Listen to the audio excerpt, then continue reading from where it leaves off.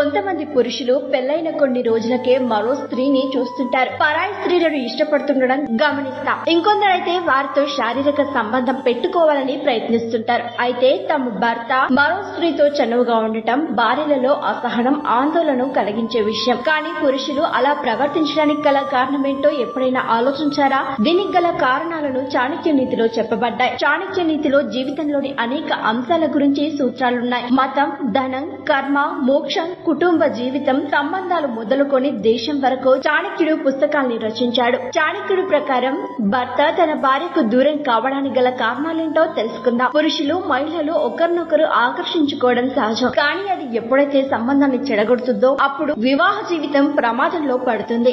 ఆకర్షణపై నియంత్రణ లేకపోతే అది వివాహేతర సంబంధాలకు దారి తీస్తుంది. ఇది ప్రతి ఒక్కరికి మానసిక, భావోద్వేగంగా దెబ్బతీసే అవకాశం. చిన్న వయసులోనే పెళ్లి చేసుకోవడం కొన్నిసార్లు సంబంధానికి హాని చేయొచ్చు. ఆ వయసులో అవగాహన తక్కువగా ఉండడం, కెరీర్ పై దృష్టి ఎక్కువగా ఉండడం వల్ల జీవిత భాగస్వామిపై సమయం, శ్రద్ధ తగ్గుతుంది. జీవితంలో ఒక స్థిరత వచ్చిన తర్వాత కోరికలు మారుతాయి. అప్పుడు ఇతరుల పట్ల ఆకర్షణ పెరగొచ్చు.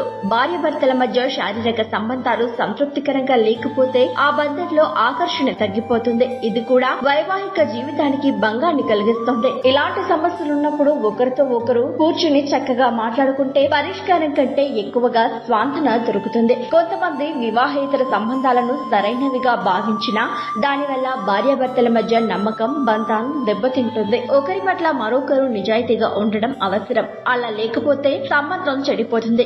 కొన్ని కుటుంబాల్లో పిల్లలు పుట్టిన తర్వాత భర్త భార్యకు దూరం అవడం కనిపిస్తుంది. ఎందుకంటే భార్య తన శ్రద్ధంతా బిడ్డ మీదే కేంద్రీకరిస్తుంది. అయితే ఇది కేవలం తాత్కాలికమే. ఇద్దరు కలిసి మాట్లాడుకుంటే బంధాన్ని తిరిగి పునరుద్ధరించుకోవచ్చు. వైవాహిక బంధం నిలవాలంటే పరస్పర అవగాహన, విశ్వాసం, ప్రేమ, ఓర్పు అవసరం. సమస్యలు వచ్చినప్పుడు పారిపోవడం కాదు, మాట్లాడుకుని పరిష్కరించుకోవడమే శ్రేయస్కరం. ఒకరినొకరు నిజంగా అర్థం చేసుకుంటే బంధం మరింత బలపడుతుంది.